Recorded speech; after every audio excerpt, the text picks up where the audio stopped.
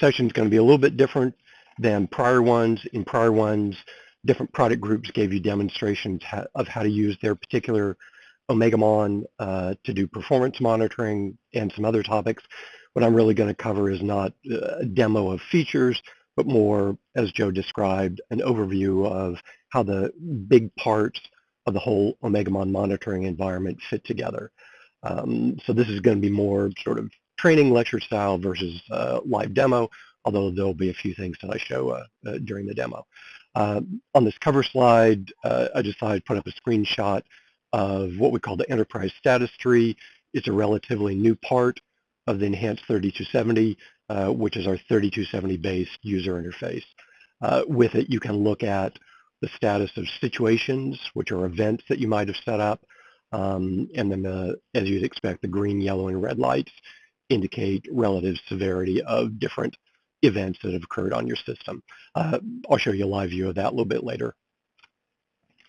So I'm making some assumptions about what you all know already. Not mandatory, but I'm going to assume most of you out in the audience know some of the terms already that I'm going to be using. I expect you already know what OMEGAMON is. It's a family of monitors that monitors various aspects of your mainframe systems and subsystems, CICS, IMS, DB2, and so forth. Down at the very bottom there, maybe you've heard of the TOM, which is sort of our shorthand name for the enhanced 3270 UI. The TEP, which is a GUI user interface, gets at the same kind of OMEGAMON performance data, TEMS, and agents. I'll cover each of those in a little bit more detail.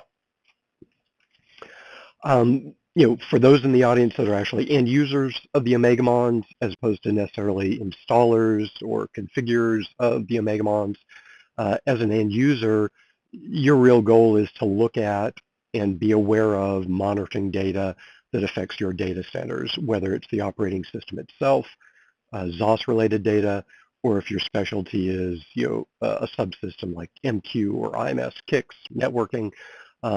What you generally use is some kind of user interface.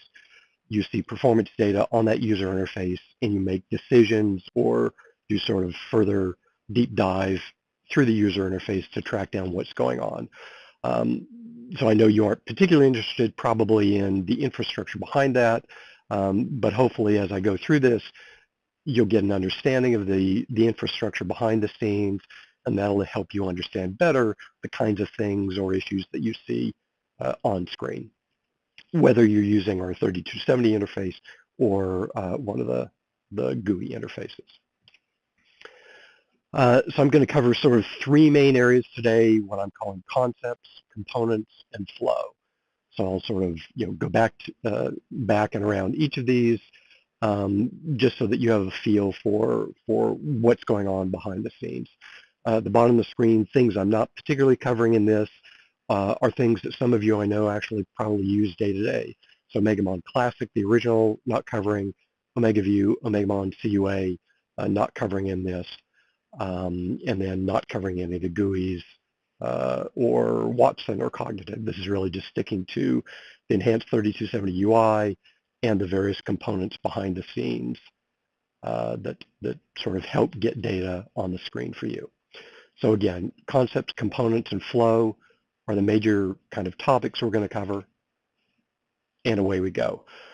So this slide right here is really, we're going to see a slightly different version of this later on in the presentation, where I'm actually going to trace through flows from user interface.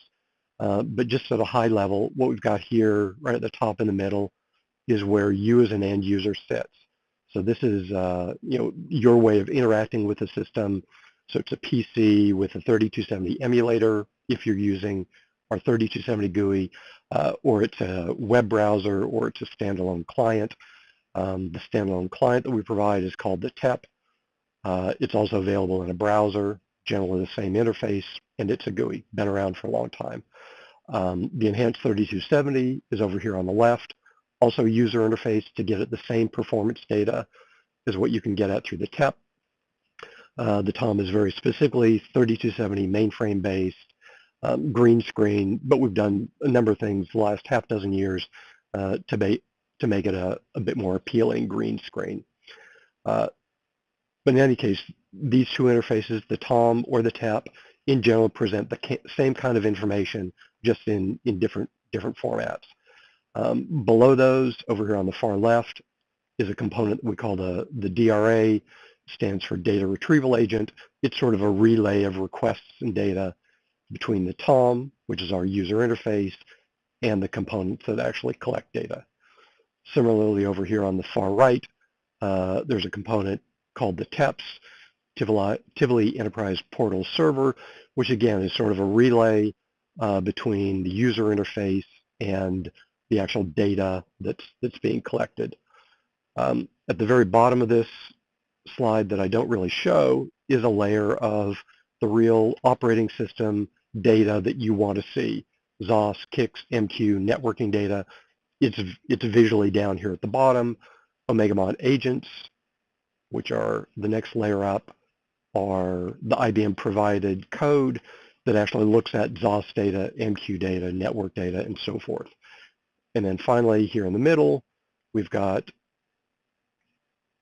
three different boxes I've got listed here. They're all labeled TEMS, which is Tivoli Enterprise Monitoring Server. They're intermediaries that do a lot of management of requests that come in from user interfaces. They manage these requests, decide what agents down at the bottom of the screen those requests should be distributed to.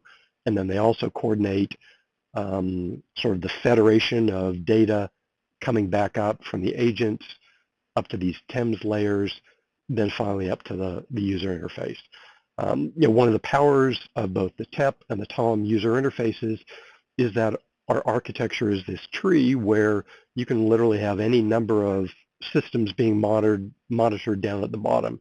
You can have dozens or hundreds of LPARs, KICS regions, IMS regions, so forth, down at the bottom that are all being monitored, and that data feeds up through these common TEMS boxes, and that data, depending on what you're asking for, can then be combined in various ways and presented in a pretty meaningful way up at the top, which is the UI level. Again, if anyone has any questions along the way, feel free to either interrupt over the phone by hitting *6, or go ahead and type a question in the chat box, and the other people on the line will let me know that there's a question. Okay, so this is sort of where we're heading. UIs at the top, data, performance data at the very bottom, and then the pieces in between respond to requests from the user interface and basically tap the OMEGAMON agents on the shoulder asking for that data. Just real briefly, a couple of other boxes. There are alternate ways of getting at this performance data, not through a user interface. There's a SOAP interface that's part of a TEMS, where you can make standard HTTP SOAP requests to get at the same performance data as well. They're over on the far right here. There's a REST API, yet another interface, which can also get at the same performance data. I won't cover those in depth, but I just want to make you let you know that those are available. Okay, like I said, we're going to start off with some concepts. You've seen sort of an overall view of what I call the topology, which are the major pieces and how they're connected together. So we're going to cover topology in more depth a little bit later. First, we're going to start off with sort of the how and the what. You probably already know that OMEGAMON performance data is presented visually in general in tables, and behind the scenes it's actually arranged that way as well, so that we use tables of rows and columns to both gather data and then present it to you visually. And years ago we chose to use SQL, which is structured query language, which is a standard way of getting at what's called relational data, which is really just a fancy way of saying rows and columns in a table. So if you look at source code that's distributed with our 3270 user interface, the actual screen definitions, you'll see in there SQL select statements which identify the particular tables, rows, and columns that you want displayed on your 3270. The TEP, which is our GUI interface, does things the same way. Under the covers, there are SQL select statements that go out there and name the tables, columns, and so forth that you're interested in. Second bullet there, the catalog for SQL to do its thing it actually has to have a notion of what are the names of all the tables, names of all the columns, and so forth, that is the available data. So there's this concept called the catalog, which is really a big set of information about all the knowledge, the data that's out there that's being collected by agents. And then finally, topology, which are sort of the different components across a network that are connected together to get the data via the SQL statements. Okay, so SQL in a little bit more depth. Again, probably most of you already know SQL stands for the Structured Query Language, several decades old. We use it inside the OMEGAMON environment as a way of making requests for performance data. The SQL statement basically says, I want some number of columns, and I want those columns to come from some application and table. We'll see that in a little bit in more depth. Unlike sort of traditional database system like DB2, in general, there isn't a real database sitting there that this SQL is going at. We're using SQL just as a language to go after what are sort of virtual tables that represent the performance data that you're interested in. So the SQL tells us as a user interface, the names of the data that you're interested in, columns and tables, and as well, the SQL identifies what systems you want to gather data from. And then finally, the SQL, like in traditional SQL, can supply filtering criteria where you say, I want this performance data, maybe from a KICS region, but I only want a set of rows that meet a certain criteria, maybe that have a response time greater than some number of seconds. So all of that information is embodied in a single SQL select statement, and that SQL gets routed to agents to go ahead and collect that performance data. So here on screen, we've got up at the very top, this two-line SQL statement, a little bit simplified, but it identifies the things that I just outlined. First is, what are the columns that I want? In this case, I want 4 different columns of information, and those 4 columns are then listed visually, shown visually down here halfway down the screen. So job name, address space, CPU percent, and this thing that we call the origin node. Again, up here at the SQL, we identify what kind of system we're interested in. KM5 is a 3-character name, which is a shorthand for OMEGAMON for ZOS. So from that OMEGAMON for ZOS system, we want a particular table that's named the AS CPU utilization table. So that's shorthand for address space CPU utilization, and then that eventually gets turned into, in this case, a brief heading over the data. Then finally down here, sort of a cryptic note, this is saying where we want to grab the data from. So this is, I won't go into this in detail, but this is a way of saying through our SQL queries, we don't want this CPU utilization data just from one LPAR or just from one address space. Instead, we want it from every ZOS LPAR that's known to this OMEGAMON environment that we've got set up. And there you can see it reflected in this sort of middle section here. This is a set of, I think there are probably 3 or 4 different LPAR names here, or system IDs. And if we actually scroll down, there'd be many more LPARs that are actually being reflected. So you see here, there are actually about 2,300 lines of address spaces, job names. Behind the scenes here, we're only showing about 29 or 30 of them on the screen, but we've actually gone out there to every single LPAR that we know about. We've gathered every information about every address space out there and then reflected it in this user interface. So those are the big parts.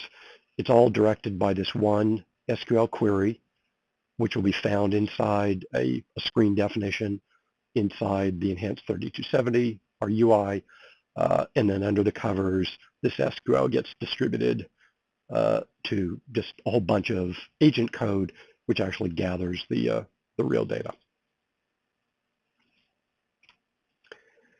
Okay, again, SQL, why SQL? IBM and Canon before it decided with OMEGAMON, SQL provided a pretty standard, straightforward, simple, concise way of asking for any kind of data. In our case, we're asking for performance data. Performance data falls pretty neatly into the concept of tables consisting of rows and columns, so that's why SQL was chosen. You as an end user generally don't need to know really anything about SQL unless you're trying to write screens yourself. What you're really interested in is screens of data, actions that you can perform on that data. Rows of data, as we've said, is returned in rows and columns.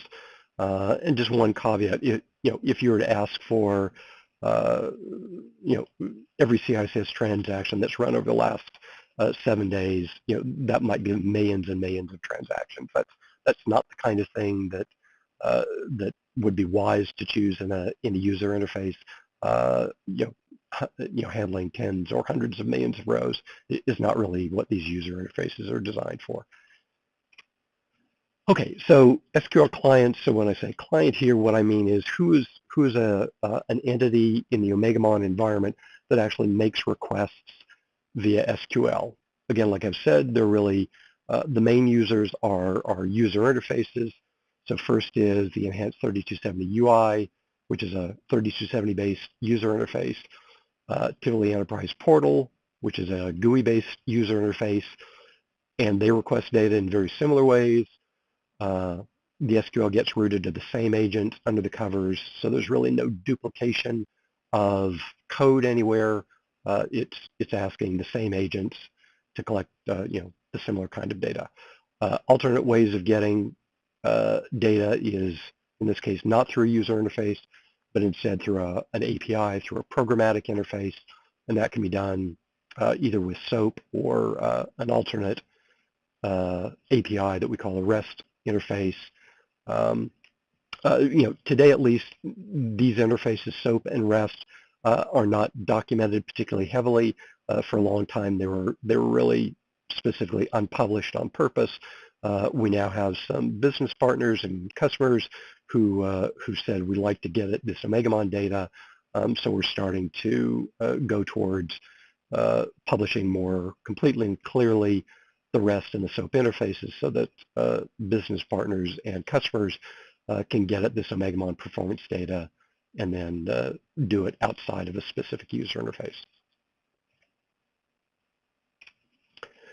Okay, so again, SQL, and then we'll get off this topic. Here what I've got is using two very simple SQL statements up there at the top. I'm covering, sort of the other two topics. Our main topics are SQL, the catalog, and topology. So here I'm using SQL to actually show you that our catalog information and our topology information are actually both accessible via SQL. So the catalog information is this first statement, and it says I want 3 different columns from this table, and this table system.syscolumns is the name of an internal table that you can actually get at from our user interfaces, and that table shows you catalog information, and that's visually in that last red rectangle. You'll notice over here on the right, I'm only showing 10 rows out of a little over 19,000 rows. So what this means is the catalog has in it a combination of tables and columns where the total number of columns across all these tables is a little over 19,000. So those are actually metrics. Most of them are metrics, performance metrics from IMS, OMEGAMON for storage, OMEGAMON for networking, MQ, ZOS, and so forth, all the different 8 or 10 different OMEGAMONs. So this gives you sort of a feel for the volume of information that the OMEGAMON family under the covers is capable of gathering. So 19,000 metrics. Not all of those are performance data. Some of those are names of things and so forth. But ballpark, roughly 20,000 metrics. So the second one is now topology information. I want these two things with kind of curious names, origin node and through node, and I want to gather them from another internal table. inode STS stands for the internal node status table.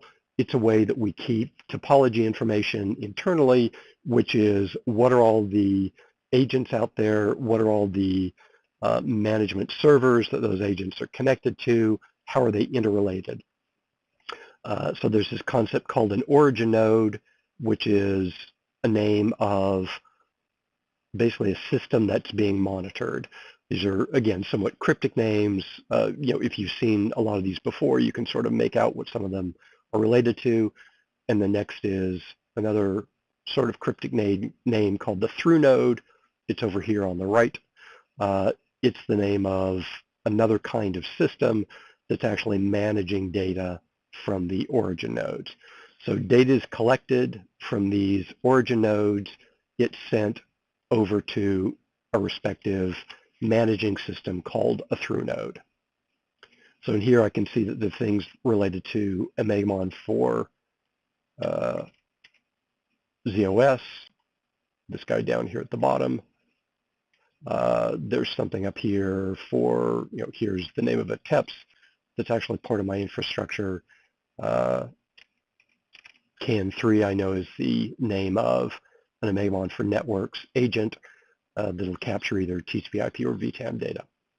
So the point was, via some very simple SQL statements up at the top, you as an end user, or probably more appropriately, someone using an API, SOAP or REST, could get access to both catalog information and topology information by issuing relatively simple SQL requests. So that screen, so here's the screen without my chicken scratchings, or with my chicken scratchings on it. Those two big parts of the screen, this top half and then this bottom half, are actually obtained on our 3270 by writing this roughly dozen-line program. It's really a screen definition. On the E3270, we call this a workspace or workspace definition. It consists of these roughly dozen lines that identifies both the SQL that we want to issue. So here's the literal SQL that we issue for the top half. Here's the second SQL statement we issue for the bottom half, and then a couple of little brief headings that we spit up on screen. So again, you could write this very brief piece of source code, add it to one of the libraries that your enhanced 3270 is using, give this source code a name. It's just a member in a partition data set. And then when you go to that screen in your enhanced 3270, this is the data that you can see. And again, you can do things like sorting columns. If I clicked up here on this column heading, it would sort these 20,000 lines by the table name. Okay, SQL, and then we'll get off this topic. SQL is, as some of you probably know, is what we use to request data. And what's sort of interesting, and I find kind of clever, is it's the one way that we get at performance data, regardless of whether you're interested in real-time data, historical data, or what I'm calling event data. The same SQL statements with a few minor variations are used in all three of these contexts: real-time, historical, and event data. The same kind of flow of request response happens. Historical data typically isn't displayed immediately on screen. It's stored away for some amount of time, and then you can ask for it from a user interface or from some reporting tools. The history data and the events data is driven not by a user interface, but instead by one of these management servers, which says, oh, this user has asked for OMEGAMON for Java information. They want it collected every 5 minutes. So you as an end user could set up that historical collection for Java, for example, and then under the covers, timers are set up which say, oh, every 5 minutes we're going to issue whatever SQL we need to issue to grab that OMEGAMON for Java or OMEGAMON for JVM information stored away for later use or display. The key point is SQL is used by all three of these kinds of approaches. real-time historical and event data. Okay, done with SQL for now. Catalog, we talked about it briefly. It identifies applications, tables, and columns. It's the way that the SQL statement under the cover knows where to get the data. Just as a reminder, this slide deck is going to be available after the broadcast on a wiki, and information somewhere will point you at that. So I'm not going to read all these slides verbatim. The catalog I mentioned briefly is literally a list and description of everything about performance data that's available in the OMEGAMON universe.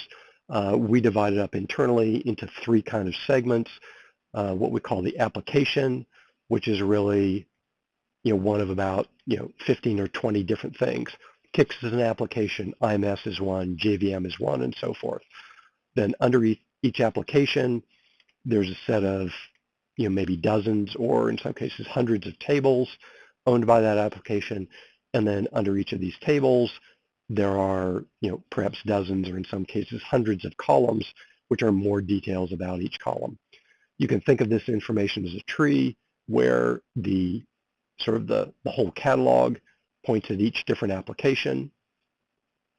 So here we've got OMEGAMON for MVS here, OMEGAMON for KICS here, and then many more. And then within each application, it points at some number of tables in the catalog. And then so forth for each table. In this case, I've got one called address space CPU utilization. There are a number of what we call columns in that table. CPU percentage one, job name will be another, and so forth. In a lot of the OMEGAMON literature and ITM literature, you'll see a term called attribute, and you'll see another term called attribute group. Those are just different names for table and column. Attribute group is used frequently in our publications. It's an alias for table. Attribute is an alias for column. Personally, I feel that table and column are quite a bit more standard terms, so that's what I use throughout here. But just so that you know, attribute group are really synonyms for column and table. So this is a catalog structure. You don't really need to know much about that, just that when you request an individual cell of information, that comes from a particular column. So that's described inside the catalog. Again, applications, tables, and columns, some examples of what that information represents. Again, you don't use this stuff generally when you're looking at screens. You simply say, I know there's a screen that'll show me job and CPU percent information. You go to whatever the name of that screen is. But under the covers, this is how the data is represented. Tables come in both a short name and a long name. So here is the short name for a table, AS CPU utilization, or AS CPU util.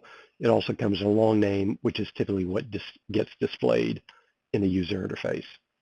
Column names, same kind of idea. There are both short names and long names. Short names over here, still moderately readable, and then the long names, which are generally what are displayed on screen. And then obviously you can see the connection between a column name and then visually what comes out on the screen, job name, ASID, and then finally CPU percent. And then finally down here at the bottom, the actual sort of row contents, the actual performance data that you've asked for. So catalog structure is, again, what we said, applications, tables, columns. This is an example that's actually from I believe, our situation editor in the enhanced 3270 UI. When you create situations, you need to tell OMEGAMON, what application, systems, and so forth am I interested in monitoring, and the situation editor is one way of getting that information. So here, for example, if I were interested in creating something related to, let's say, OMEGAMON for MVS, I'd tab down here to the MVS system. I press enter. It says, oh, you want to create a new situation. We'll just go to dummy name. And then it says, okay, OMEGAMON for MVS, or OMEGAMON for ZOS. We know that's the application. So here, MVS system is that. And then it gives you a list of, in this case, 98 tables. So over here on the far right, hopefully you can see the number 98. That means in the OMEGAMON for ZOS application, there are 98 tables that can be used for creating situations. That list is shown down here in white. I can scroll down. I'm only showing, I think, 8 at a time. I'd go down here and say, yes, I'm actually interested in address space CPU utilization. Here's the short name of that table. Here's the long name of that table. So if I click on that, it then says, okay, here's the CPU utilization table the user is interested in. Let me show them the columns now. And so here, again, on the far right, you can see, oh, there are 58 columns from this particular table that all are some kind of performance data related to address space CPU utilization. So again, here we see a short column name, CPU percent, and the longer column caption, basically the same thing. ENC tote I, what is that? Oh, it's actually inactive enclave count. So if I want to create a situation, I could simply click on, whatever of these columns are of interest to me. It'll change the selected field to yes. And then I can, if I wanted to actually create a situation based on this, I could, go through and do some more. For now, I'm just showing you that there's a way inside the Enhanced 3270 of visually finding all the different tables and columns that are available, brief description of each column, and so forth. And that, fire away.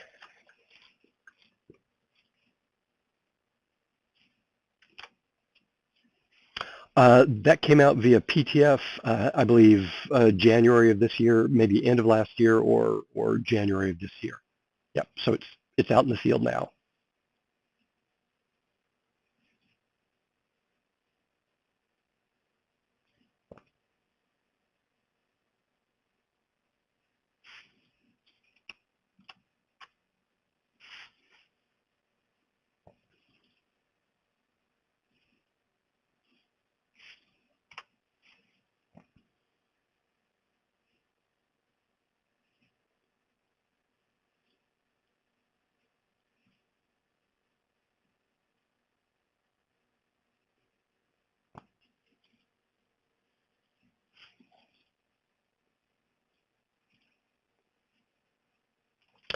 Right. Okay.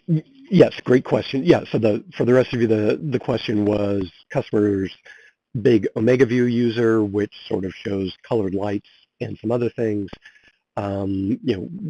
In our replacement for that is for the most part what I've got on screen here, which is what we call the enterprise status tree, which while visually is certainly not identical to OmegaView, it provides a huge amount of the same functionality as OmegaView and provides even more. So Jim, for your specific question, depending on your customer's specific needs, I'd actually recommend looking at the enterprise status tree versus drawing up your own sort of specific workspaces.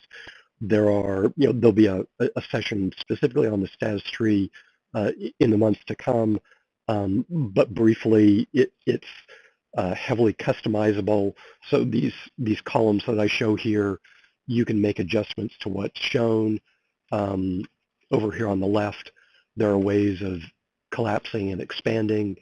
There's a way of actually customizing, really to your heart's content, these different levels in the tree, so that if you have a customer that really is not interested in looking at, different system, statuses broken down by system, but instead they say, oh, I've got an application that I'm responsible for. I know it runs across JVMs and IMS and CICS and network. you could literally set up a custom status tree, give it a custom name, which is up here, and you could have your own private home-built status tree that says, I've got applications, I've got a dozen of them, they have these specific names. Under the covers, they rely on certain kinds of OMEGAMON situations, and then you could have a pretty close replacement. We think it's actually better in a lot of respects than OmegaView, a replacement for OmegaView that lets your customer concentrate on just those application systems that pertain to their particular job role. So, sorry, kind of long-winded answer. I'm happy to talk about this at length offline, but I'd say start with a status tree, see what capabilities are there via modification, and you could have multiple status trees on the same physical screen so that one could be specifically for one application and so forth. Cool. Okay, any other questions while I'm here? I'd really shown ways of getting to table column information as a way of just demonstrating what's in the catalog. Okay, creating the catalog, it's a set of virtual tables in memory when the OMEGAMON infrastructure is running. It comes from actually a couple of human readable simple text files. These are listed here in the middle. We call them the doc, the cat, and the adder. Not really important what those stand for. I'll show examples on the next slides. At startup of a bunch of OMEGAMON components, the source files are read, turned into catalog information, turned into some other kind of information, and then during the life of the OMEGAMONs and the management servers, the catalog information is made use of to govern the requests and response for performance data. Want to highlight down here at the bottom, there's a feature that's been in the OMEGAMON infrastructure for a while called the self-describing agent component.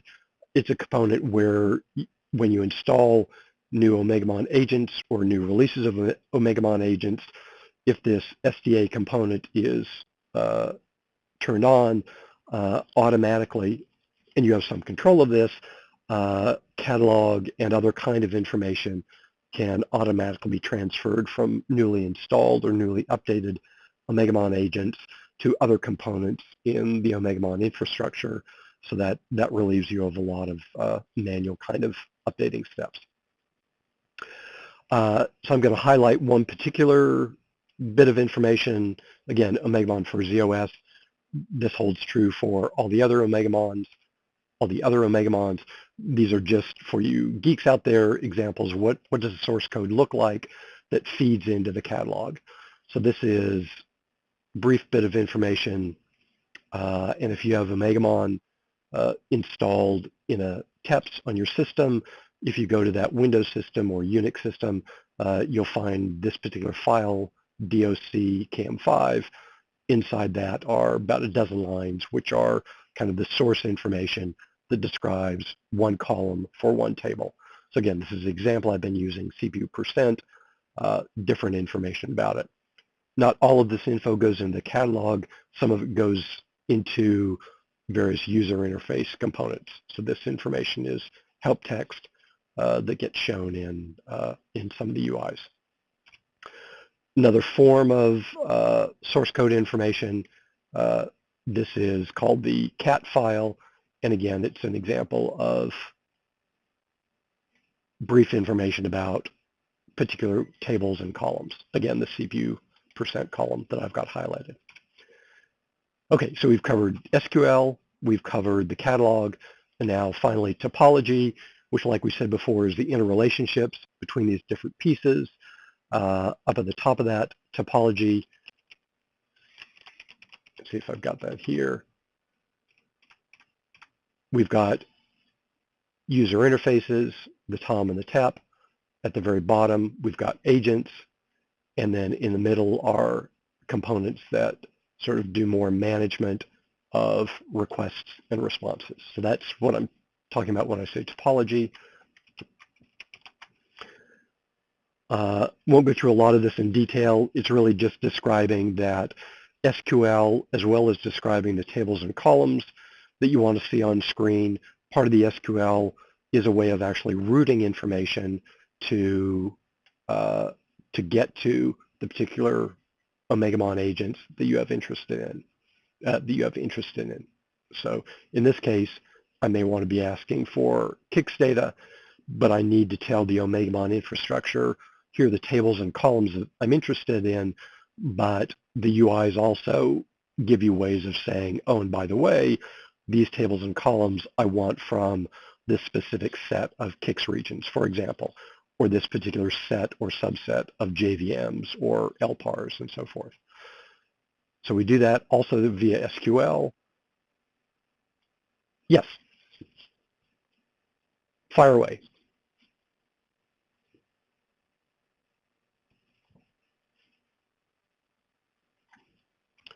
Sure. Right. So we've got here, you can briefly see, hopefully if it's clear enough, I don't know if this is, this happens to be my installation of some TEP and TEPs. It's in directory my C drive /IBM /ITM /CNPS /RKDS CATL. So that's where the cat file is. And pretty similar here for the doc file, IBM/ITM/ITM/CNPS. If you have a search program, on your Windows or Unix system, which I'm sure people do, you can just search for DOC KM5, for example, or DOC KCP if it was OMEGAMON for KICS. Hopefully that covered what was being asked. Okay. Like I was describing topology, you both ask for tables and columns. You also want to tell the OMEGAMON infrastructure what systems to route this SQL to. That's done through, in a variety of different ways. Essentially, it's becoming aware of these entities called origin nodes and through nodes. The origin node is just a sort of somewhat cryptic name for a system or subsystem where you want data collected from. So it could be the name of a KICS region, could be the name of an MVS LPAR, a Java virtual machine, and so forth. And then a through node is a managing kind of thing that an origin node kind of routes its data through. Not real important what they are, but it's sort of part of the topology that allows you to route data from this guy, which is an origin node, up to this guy, which is a through node, up to this guy, which is yet another through node, and then finally up to the user interface. Okay, topology displayed on screen. Like I said, there are ways of getting at topology information via SQL queries. This is a real brief screen which says, here is, again, sort of cryptic names for what we call origin nodes. These are really internal names that are used for systems that are being monitored. And then each of these origin nodes report to what we call a through node, which here is labeled the managing system. And that's sort of yet another management thing that takes data from this agent here on the left, routes it to this managing system on the right. So in this case, I've got OMEGAMON for KICS highlighted here. This is a list of just a few of the OMEGAMON for KICS agents that are actually gathering data. They route their data on request to a higher level in the topology that we call the managing system. Through node is just another alias for the phrase managing system. So again, origin node up here, pointing to that, through node up here, pointing to that.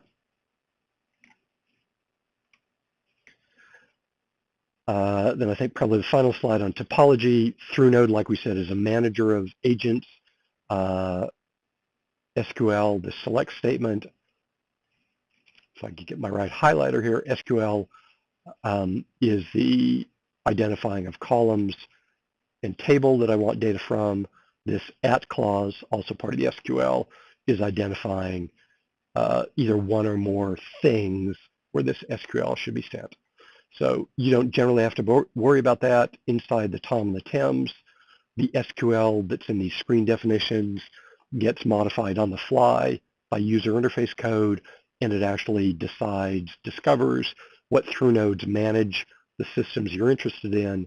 The SQL is modified, again, on the fly to contain this routing information. The SQL, if it's issued via SOAP, is really sort of a free-form kind of way of getting at this agent data, and it does not do this additional step of tracking down the through node. So in that case, if you happen to be using a SOAP interface for some reason, you would have to write program logic to actually discover for yourself what the through nodes are for routing the SQL.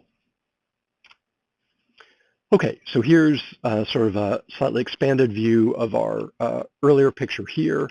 I've got a few more boxes drawn in, a little bit more description. Again, the user is at the very top of the user interface. A couple of other potential users that I identified. SOAP here, or REST over here, SOAP or REST. Probably more commonly for most of our customers, you as a human are sitting somewhere. You're sitting at, hopefully at the Enhanced 3270 user interface, or maybe at the TEP. Those UI boxes here, so in green are actual program code that look at what you're typing and then route what you're typing, look at the screen definition on screen, decide what SQL to issue, and so forth. And then down here, and I'll go through this in a bit more detail, through node, which is just a way of managing the flow of data, request and response. And then finally down at the bottom, origin nodes, which are the agents that gather data. So down here are origin nodes. They're also called agents. In our world, the Enhanced 3270, we generally only report on the mainframe agents, so 8 or 10 of those, KIX, MQ, et cetera. But actually, the same kind of notion goes on with agents that are spread on distributed systems, Windows, Unix, and so forth. That data, as many of you know, can be displayed eventually up here in the TEP. Mainframe data is generally displayed only on the TOM. Well, sorry, the TOM in general only displays mainframe data, but if you're adventurous, you could actually write some TOM screen definitions that actually displayed Windows and Unix data. And again, like I said, there are alternate ways of getting at the data from a program versus from a UI that's using the REST interface or using the SOAP interface. And I know that there are some of our customers, business partners that are starting to use those interfaces to get at the performance data. Okay, getting close to the end here. What we're going to do quickly here is tracing single SQL, in this case from the Enhanced 3270 user interface, all the way down to where the data actually resides. So I'm assuming there's a human sitting here at what's probably a 3270 emulator running on a laptop perhaps. The user says, I've got something on screen. Here we've got the status tree on screen. They say, I just want updated data. They hit the enter key, for example, on their keyboard. That routes a request over here to the TOM. The TOM says, what's the user asking for? Oh, they're on this workspace. That workspace, which is a screen definition, contains one or more SQL queries. I'm going to route those SQL queries to someone who knows how to handle those. So it sends some TCP/IP data over to this management component called a DRA, which is really just a relayer of data. That DRA then says, okay, what is the TEMS, this management server that I know is managing that particular situation kind of data? It gets over to the hub TEMS. Again, this is all encoded SQL. And then down here, the hub TEM says, okay, I know that I need to go out to a number of remote TEMs perhaps to gather that information. So it sends the SQL request onto that. And then finally, the SQL request, again, typically via TCP, gets down finally to an OMEGAMON agent. What I have listed here is TCP, could really be, different protocols, SNA, or heaven forbid UDP. TCP I'm just using generically here as a communications protocol. The OMEGAMON agent sees the SQL coming in. It goes out to the real system or subsystem, grabs that data. The data comes back. The OMEGAMON agent says, okay, who asked for this? Oh, it was this remote TEMS. Again, he now relays this set of rows and columns from the request up to whoever asked for it.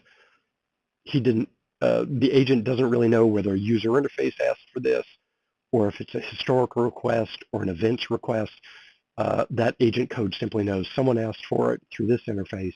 I'll relay the rows and columns that I gathered. So in turn, all of this information gets routed back upstream, finally back to the TOM. The TOM says, oh, I've got the result set, rows and columns, coming from somewhere downstream. It's what the user asked for. So finally, I'll route it through in this case, the terminal emulator back into the TOM. So what we've got here is I think what I've got there is a dozen different legs in this round trip, starting at the user pressing refresh, going all the way down to the OMEGAMON agent collecting the raw data, and then finally routing it back.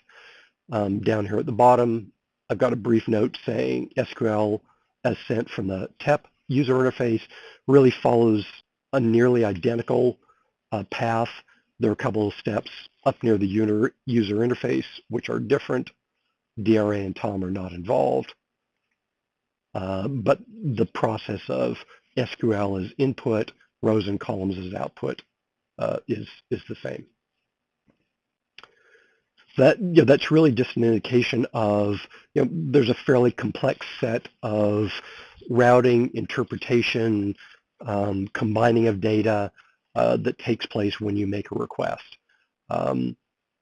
These components that are sort of sitting in the middle, DRA, remote, and hub TEMs, those are not always in place. A remote TEMs, for example, may not always be there, but these TEMs things serve the role of routing requests and then consolidating data that comes up as responses.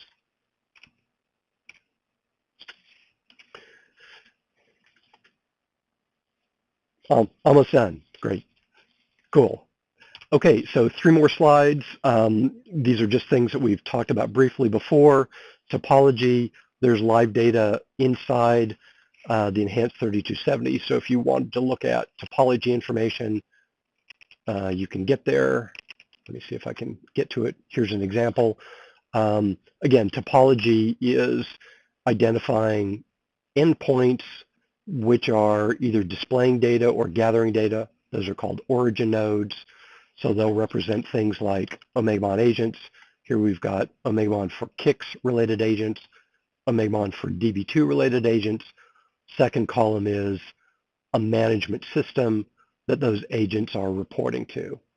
Do you generally need this information? Not really, but sometimes if you're for example, missing some DB2 data, you might say, well, let me go to the topology screen in the E3270 data and see what it is that OMEGAMON thinks is my DB2. So here it's showing that it's monitoring a couple of different DB2 subsystems.